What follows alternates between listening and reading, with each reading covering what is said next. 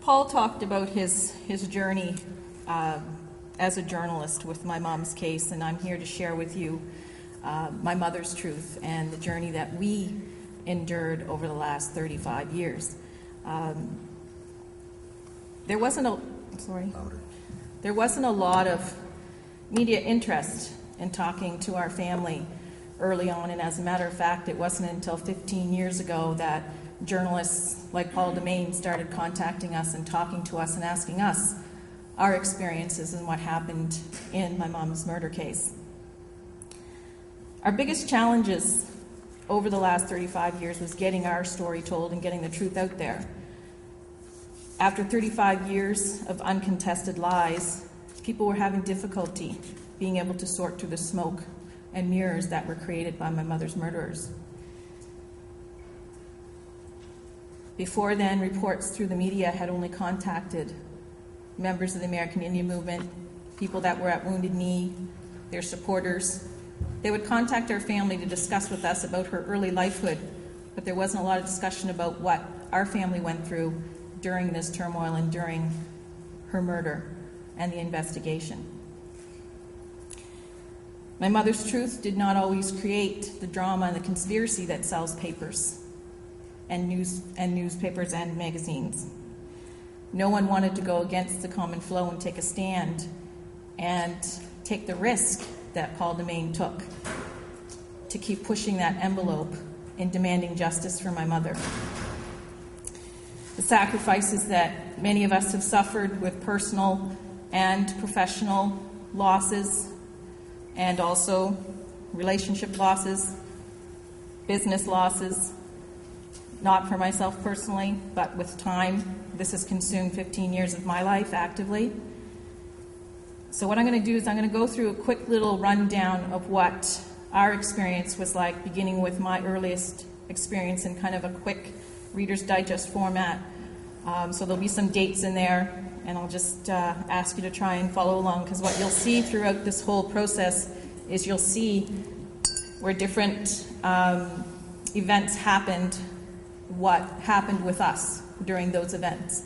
Over the last 15 years, I took it upon myself to contact certain individuals within the American Indian Movement. No one in 35 years has ever come to us to talk to us about our mother, other than Paul DeMaine and a few other journalists after that. The first contact we had, strangely enough, was through Arlo Looking Cloud, who actually called us and confessed to us over the phone 2 years before his murder about the events that took my mother's life. And that was through the efforts of work that Paul DeMaine had been doing with Richard Tuel. The next contact I had was with John Trudell, Neelock, and Dino Butler. Again, through accident, had come across them at an event, which I'll tell you about later more. And then there were letters from Leonard Peltier, which a lot of people don't know about. He had contacted us early in the investigative process to warn us not to believe what the federal authorities were saying happened to my mother, because as Paul mentioned, it was just another effort to try and maintain his incarceration and to prevent him from ever becoming a free man. And that being said, he says that he knew nothing about my mother's murder. So I don't know how that could have happened, but he denied knowledge and currently supports John Graham, who was recently convicted with the felony murder of my mother. Kidnapping, felony murder. Then there was a run-in that I had with Russell Means. Now, I don't know if any of you knew that in 1999 he did a press conference with Ward Churchill and a man named Robert Pictou Branscombe, who I'll introduce to you in a couple of minutes here, and who he was to our family. He did a press conference where they publicly put the information that Paul and other journalists had been working on over the last several years out into the public light, and named names and started talking truthfully in the public about the events of what happened to my mom. Recently, I had to call Russell because I saw some information on the internet where he was supporting a man named Richard Marshall, who was charged with providing the gun that they used to murder my mother. And I had called him up to ask him if he had had a change of heart because it didn't make sense that he was supporting a man that was involved in my mother's murder when a few short years before he had publicly made a stand on film and said the things that he said to help bring justice and the incarceration of these people. He confessed to me that, or admitted to me that he was upset with the authorities because he had wanted to go to grand jury. He knew who ordered my mother's murder, but that he could not share that information with me because he was bound by a code of secrecy and an oath that he made to that individual that as long as they were living, he would not speak their name.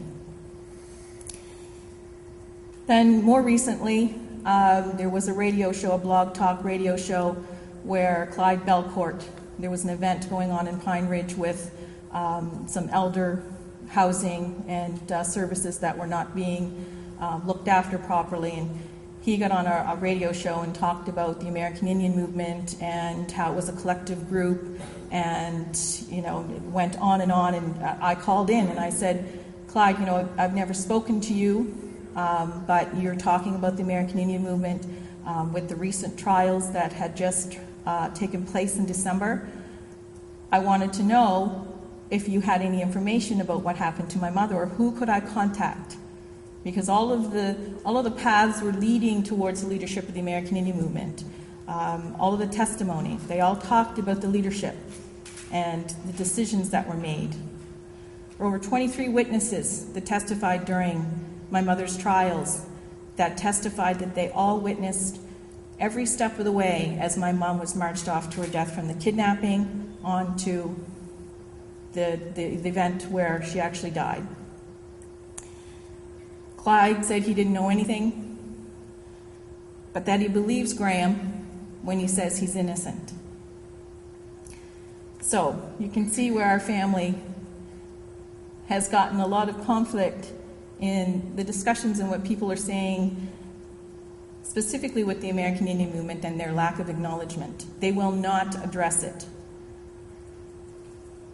I'm going to talk to you a little bit about our experience and tell you about the journey that we had, and specifically myself, but there is my sister who, because of her profession, cannot be here. She's a member of the Royal Canadian Mounted Police, and she's my backbone, but she can't be here because of the conflict. And one of the biggest insults, I guess, for her early on when she decided to become a police officer, it wasn't to solve her mother's murder. It was because of what happened to her. And because of that, she wanted to be able to help other people and not have other people go through an injustice like this. And one of the first things that Graham's attorneys accused us of when they found out that she was an RCMP officer, which is equivalent to your FBI agents, was that she was somehow working the case and coercing the case and twisting the truth, when in fact it was me. I was the one that was the spokesperson. She wasn't in the public. It was me, the housewife, that was saying all of this truth publicly. So that kind of fell flat. But we've always run across different comments over the last 35 years, not necessarily to address the truth, but to address issues that have to do with the peripheral issues that have to do with the main truth, that my mother was murdered. There was a big hoopla about her hands being cut off. That wasn't a concern of ours. My mother didn't die from having her hands cut off. It was the fact that she was murdered. And it's the betrayal that we've had to contend with over the last 35 years that has, I think, the biggest impact on our family and our nation, is that people who my mother sacrificed everything for to go and help with the organization turned on her and then lied about it for 35 years and still continue to lie about it to this day. And when we look around in our communities and we wonder why we have so much suicide, why we have so much poverty and so much corruption, that's still going on. 35 years later, you have people in power that have done things in their past that will not take responsibility for it. These guys are portrayed as heroes, holding longest diabetes walks, having marches in Washington. And yet, over the 35 years, not one of them has ever contacted their professed hero in the past until we came on the scene and asked them not to do that. I publicly demanded that they stop using my mother's name because she became synonymous as their martyr, as their victim by the hands of the government. And in fact, now we know through 3 trials, 1 guilty plea, and 23 witnesses that it was in fact members of the American Indian movement that murdered my mother and not the FBI, as they all have said for the last 35 years. So some of you may know my mother as an advocate for human and women's rights, a defender and protector of Native and civil rights, and a member of the American Indian movement. Most of you may even more commonly know her through her murder. Today I want to share with you our journey so that you can understand and have an opportunity to learn who my mother was as a human being and not as a murder victim, and the journey that our family has endured and the impact that the media has had on this case. My mother was a staunch advocate for Native women and civil rights, and she protested and spoke out against the deplorable living conditions in our communities. She protested against injustices all suffered by our communities in a time when equality and justice was just a promise and words on paper and not a reality for all. She took a stand when it even involved taking a stand against your own people. She saw events and witnessed activities during those times that she did not morally and ethically agree with. There were reports of people drinking and doing drugs before Sundance, the way the men treated the women, slapping them around. My mother had a big problem with that, and she would have gotten in their face about that. And back in those days, that's not something that a 5'2" woman could do openly without having to pay the consequences. The one and only controversy, I'll tell you, that is involved in my mom's murder, because there are a lot of controversies that have been created over the last 35 years in an attempt to try and protect those that were involved in her murder, was the conscious efforts of those who claimed to be her friends to hide their betrayal by using the injustices my mother worked so hard to fight against as their excuse and justification for murdering one of their own. This makes a mockery of what my mother lived for and all that she represented and stood for. It is my hope through my mother's murder that some recognize the lessons to be learned in our communities and the wake-up call that we all need to take, where historical injustices seem to have become the crutch for allowing injustices to proliferate throughout our communities. The civil and human rights movement is no longer a tool to deal with just the government's injustices, but with injustices within our own communities. There has to come a time when the historical injustices are no longer a noose around our necks, preventing us from moving forward and past a very dark era. There has to be a collective realization that there can be acknowledgement of these injustices and healing and progression without losing our identities, by no longer allowing others to dictate how we are to suffer the effects of those generational oppressions. No longer should we be identifying ourselves as victims, but rather as survivors by taking measures that the rights promised to us are an expectation and not just words on paper. My mother taught me 3 valuable lessons, and 3 of the last sentences she said to me, the first one she said was, "Don't ever let anyone tell you that they're better than you are. We're all created equal. And whatever you do, don't lie. Always tell the truth." And the most haunting, the last time I saw her, she said, "Look after your sister. You're elder. I'm counting on you to look out for her." And of course, knowing now that was the last time I saw her, I didn't know at that time that would be the last words that she would speak to me. And promised to call us at Christmas time, which never happened. I attribute part of my ability to survive this quest for justice for my mother for those 3 sentences that she told us. The earliest memory I have of my mother was one of the last Christmases that I spent together as a family. We were about 5 or 6 years old, and my parents separated shortly after that. It was at this time in my mom's life, just after her separation from my father, that she became involved with the Boston Indian Council in Massachusetts. And it was also at the same time that the American Indian movement showed up at the Boston Indian Council looking for new recruits. My mother was drawn to the movement's ideals in making change and protecting the rights of those who could not help themselves, and eagerly signed up.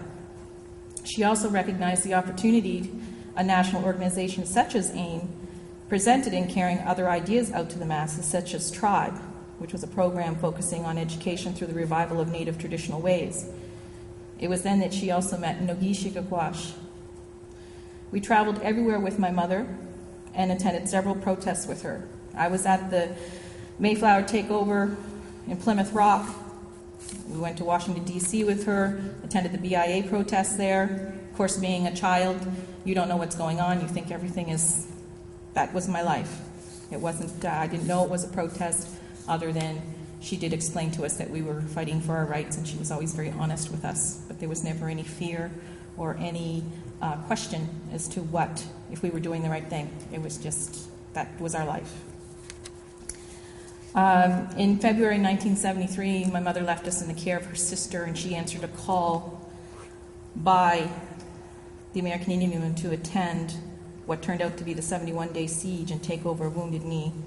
During that 71-day siege, she had made several trips back and forth to see us, so we always had contact with her of some sort, bringing supplies back and forth and also checking in on us. And because of those activities, my mother became wanted by the FBI. And there were several warrants out for her arrest following Wounded Knee. So in July of 1973, my father and her had an understanding, an agreement that whoever could look after us best would have custody of us. So knowing that my mother was wanted by the FBI, she agreed that it was probably not the best life to be running on the run with your children. So she agreed to have my father take temporary custody of us, and we moved to Canada with him. Through witness accounts and through the legwork of Paul Demain and News from Indian Country and others, we were able to trace the events and general location of my mother during this time. I think he has it nicely listed out on NFIC website. But the most important points in those is one of the last visits that my mother had with us. She expressed to her sisters that she was upset because she had been interrogated, that members within the American Indian Movement had accused her of being an informant, and she was very upset because they interrogated her. My aunties at the time begged her not to go back. They said, don't go back. Why do you want to go back? But she insisted. She insisted on going back because she believed in the movement. And she kept saying that she had to prove that they were wrong and that she wasn't the person that they thought she was. She made the decision to risk her own life because of her belief in the movement and the work that they were doing. But more importantly, she understood the power that we have, even as victims, in exercising our own rights. She never got that chance. She was adamant that she did not do what they said that she had done. In August of 1975 is when I saw my mother physically the last time. That's when she came to visit us. And this is when this exchange happened with my aunt, and when she told me those last 3 words. And as she was leaving, she promised to call us at Christmas, as she usually did. None of us imagined that it was the last time that we would see her. It was after that exchange that she returned back to South Dakota, where an aunt of mine would receive a phone call for her, and she was very upset, from a payphone. And my aunt at the time could not get to her all the way from Canada, so said, call back with an address so I can wire you some money so you can come home. She never called back. And Christmas of 1975 came and went, and we did not get our phone call from my mother. My parents and family put on a good face for us. And it wasn't too long after the New Year that I noticed phone conversations being conducted behind closed doors, and I was not allowed to ask questions about what was going on. It was in March of 1975 that my father sat us down in a big armchair in our living room and told us the worst news of our lives. He asked if we wanted to attend the funeral, and we both declined. No child wants to go to their parents' funeral. The reports that their sister had died of exposure did not sit right with my aunties, They grew up with her. They know that my mother was raised in the woods. They knew her survival skills. It did not make sense that she would dress so carelessly during a walk, because initial reports said that she had been hit by a car and had died of exposure, or that she was drunk, or it was before they did any kind of screening. I mean, they had no idea. So they made these concerns known, and a man named Bruce Ellison volunteered on behalf of our family to request another independent autopsy. At this point, we started getting a few calls with concerns about what, as soon as they had identified my mom's body, with concerns of what the FBI had been telling my aunties. I was too young to have these discussions, so this is testimony from my aunties. I never regretted not going to my mother's funeral back then, and was even grateful that I didn't go after my aunties shared their story with me of what happened when they went. They were picked up at the airport in a van littered with ammunition and guns, taken out to the area that they were waking her body. They were not permitted to go into the tent where she was being waked to stand next to their sister. They kept getting asked and interrogated what the authorities had said to them, what information had they heard. They felt very, very threatened and started speaking in their Mi'kmaq language to communicate because they didn't feel safe. They left that funeral heartsick and broken, with no more answers than they arrived, but with more suspicions about what happened to their sister.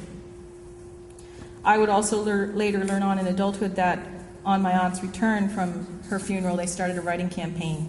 And in the 70s, unless you had a law degree and lots of money, unfortunately, writing to another country for help in justice seemed to lag a little bit. So the cards were stacked against them. They're living in another country. Who were they going to go for help? They had limited funds, dealing with the racist attitudes of the time. And when both AIM and the FBI are suspect, who do you go to for help? You go to the authorities? You go to the American Indian Movement? They had their questions. Our family knew from very early on that things were not right. All of these were contributing factors in some way to why my mother's case sat dormant for over 2 decades. But one of the most remarkable moments for me when I was going through research, and one thing that really hit a chord with me, was reading a letter from the Secretary of State of External Affairs in Canada, where they received a report from the authorities in the United States, where after interviewing over 200 individuals who knew my mother or knew of her, not one of them would cooperate with the authorities. Not one. It was about 1980 where I learned the horrific details of my mother's death. I didn't know that her hands were cut off. I didn't know that she had been shot in the back of the head. I had just heard that she had died, and that, my dad was very careful to protect us because of the tragedy, and because of what happened, and because of our family's suspicions. And I am grateful that he did that. Not having any answers, my family sat in silent mourning for many years and had nothing but our prayers and hopes that someone with the same integrity and morals and ethics my mother possessed would step forward and speak their truth. I learned first time about my mother's death through a book written by Joanna Brand that my sister actually acquired through our high school library. I recall reading about the details of her death and the reports of several AIM members and their claims that they had loved and cared so much for my mother, yet strange, none of them had bothered to call my family to see how they were making out. And I began to feel that something wasn't quite right, and I began asking myself questions like, how can these people say they are fighting against injustices brought on by the oppressors, yet not once did I see, at least by 1980, any efforts made on behalf for my mother's justice. Not wanting to bring my aunties any further pain, I did not address this question, but carried it with me for many years, and avoided all contact with anyone from AIM, even to the point of leaving a powwow if I saw someone walk by with an AIM patch on their jacket. I began to think that maybe my mother wasn't important enough to matter. She wasn't, after all, Leonard Peltier. She didn't need to defend herself in any way. She was the victim of a violent act, and she was dead, and dead people don't speak. With no answers but more questions, and feeling like there was nothing we could do about my mother's murder, we busied ourselves with trying to live our lives with that void as best as we could, notably making and marking life's milestones and celebrations with the fact that my mother was not there to experience them with us. Most of my family had all but accepted this would be one of the great mysteries we would just have to learn to live with and get past. And we sat back and watched in silent agony as movies, books, magazine articles, websites, all heralding my mother's accolades and accomplishments with the movement, but none of them addressing her murder, and not one seemed concerned that she had been a victim of a violent crime, other than to point fingers at the FBI. Her name became synonymous with AIM and Leonard Peltier in his efforts to regain his freedom. She attained martyr status in her death through their efforts to bring attention to their own cause by profiling her murder on their websites and at their conventions. Yet no one made efforts to contact the family or aid us in any way to seek justice. My mother's murder became an opportunity to highlight their own injustices and agendas. For many years, they used her image and injustice uncontested while we sat on the sidelines hoping and praying that someone would step forward to speak her truth. In 1997, our prayers were answered. We received a phone call from an auntie living in Indian Brook, Nova Scotia, who said that there was a gentleman that wrote an article in a local newspaper about my mom and that he was trying to contact us. My sister called and said that she had spoken to an aunt, or this gentleman, and that he was a first cousin. His mom and my mom were first cousins, so that would make him, I guess, second cousins. And that he was from the United States, and that he had been traveling throughout the Southwest and had come across my mother's name, but it was listed as Mae Aquash. His name is Robert Pictou Branscombe. So there wasn't a familial connection until he saw the Pictou in there. And he, at the same time, he began investigating. He became affiliated with Paul Demain from News from Indian Country, as you know, who's been working on the case since 1994. So Robert explained to us that there had been 2 grand juries and that the case had been reopened.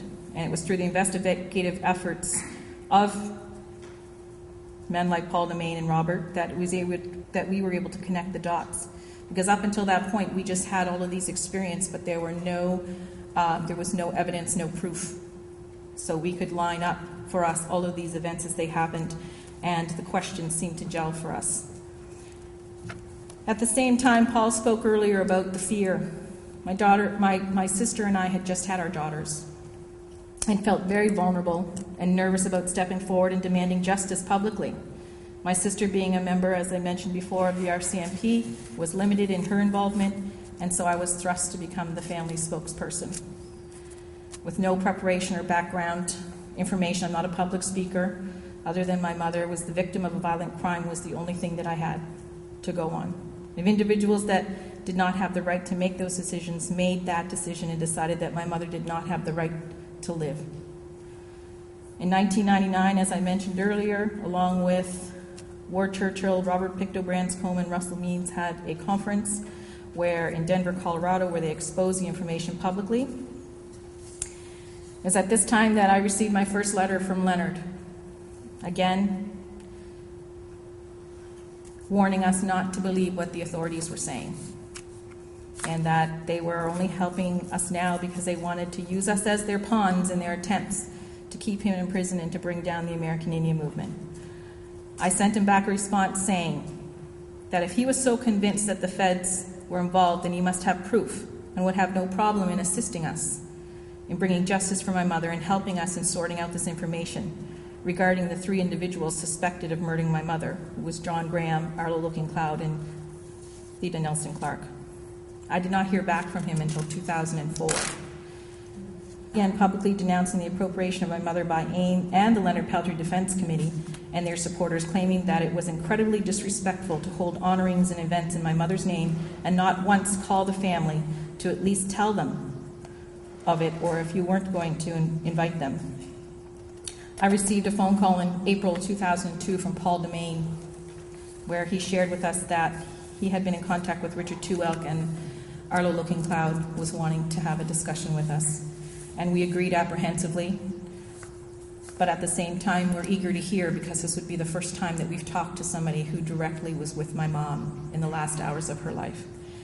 And he confessed that he went through the whole scenario where they picked her up in Denver, Colorado, drove her to Rapid City, to Rosebud, and then out to Wambly, where he said to me on the phone that he watched as John Graham shot my mother in the back of the head and then dumped her body over the cliff.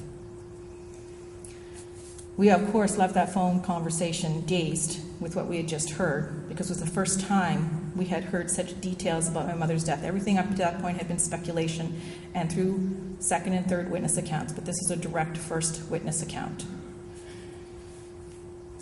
In late April 2002, we were asked to attend a ceremony for an award ceremony in San Francisco, in my mother's name being held for Neelak Butler, who was married to Dino Butler. And if you don't know who Dino Butler is, he was co-accused with Leonard Peltier and Rob Robidoux during the shootout, the Oglala shootout. Neelak was dying of cancer, so they were going to give her an award in my mom's name for all of her work and her activities and activism. When we arrived, they were having a healing circle, and just as we were getting ready to go and do that, John Trudell walked into the room and became part of the circle. We're holding hands. I was holding my auntie's hand on this side, and I was holding Dino Butler's hand on this side. And the woman that was officiating asked at the end of the ceremony if there was anything else that anybody else wanted to ask for, that this would be the time while we were here to ask for healing or to have questions or comments. And my aunt stood up in her full 5-foot height and said in her voice, nice and loud and clear, "Yeah, I want to know what happened to my sister." Immediately, John Trudell dropped his hands and ran out of the room, broke the circle and left the room, came back into the room, turned around, went back out of the room. I was holding Dino's hand, and his hand was shaking. I turned to him and I looked at him and I said, "Is this true? Are these 3 people that they're saying involved in my mother's murder members of the American Indian Movement involved in her murder?" And he started to cry. At that time, Neelak had gone out of the room, came back into the room, grabbed Dino, and pulled him into the room. They came back in one more time, grabbed my aunt, and took her back and had a private conference where they confessed, yes, indeed, that these 3 people were involved in my mom's murder. So this was the first defining event for me where I was exposed to the lies and the betrayal. It wasn't the fact that I didn't believe that they were involved in her death. It was the fact that people were working consciously to keep that truth hidden.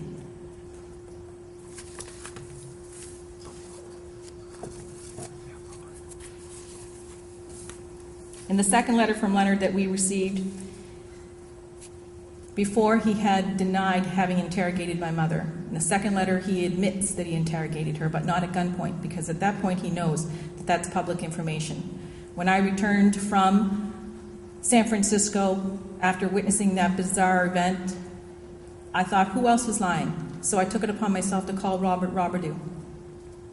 And Robert, being there when Leonard had interrogated my mother and put a loaded gun in her mouth and accused her of being an FBI agent or informant, he confirmed that with me and said, yes, he did interrogate her at gunpoint. In his letter, Leonard said that he would not participate in incarcerating another Indian man. And that was the last I had heard from him. Over the last 7 years, I had regular contact with Rob Robidoux, contact with Paul. Of course, we were at the trial stage, indictments had been made. We were in the trial process, so I was not able to comment publicly about the events that were going on. Not that I was always privy to all the information, because a lot of that is closed, and they make sure that nobody knows the details of the investigation for obvious reasons. It took 4 years to extradite Graham once he was arrested from Canada. And as you know, in December 2010, John Graham was found guilty of aiding and abetting felony murder.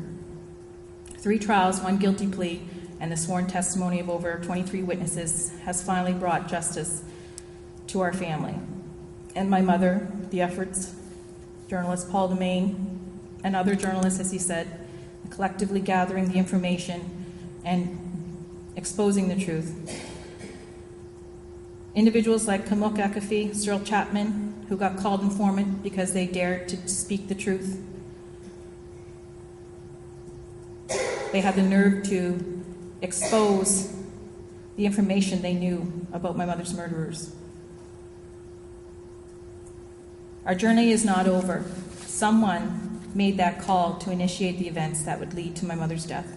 Questions have to be asked of current leadership of AIM and Leonard Peltier Defense Committee why nothing was done about exiling these individuals from their group. As a matter of fact, they embrace them now, and they openly and publicly support John Graham. Why are they so adamant of protecting the integrity and sanctity of their professed brotherhood with criminals and murderers? Is a woman's life one of their own not as valuable as the brotherhood? Why does the action of Leonard Peltier's interrogation of my mother at gunpoint and his refusal to help the daughters of my mother of a heinous crime continuously get ignored, not to mention the fact that he is currently supporting Graham? AIM's refusal to address my mother's murder will not go unnoticed, and there should be a public outcry from those members who I know have pure hearts and are doing good things for our people. My mother was one of those people. My mother is not a dirty secret, and until this is done, my mother's murder will continue to haunt the leadership of AIM. In the last 36 hours of my mother's life, she suffered indignities no human being should ever suffer.